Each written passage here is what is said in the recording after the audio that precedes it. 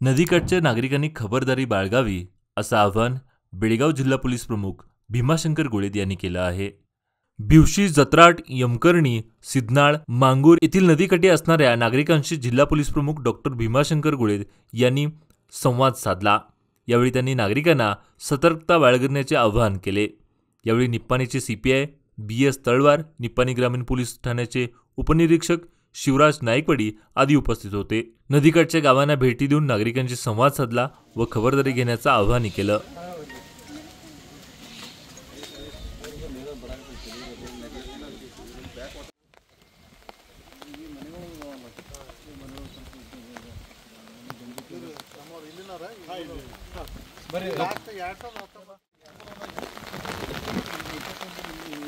ಈ ಭಾಗ ಆ ಕಡೆಲ್ಲ 19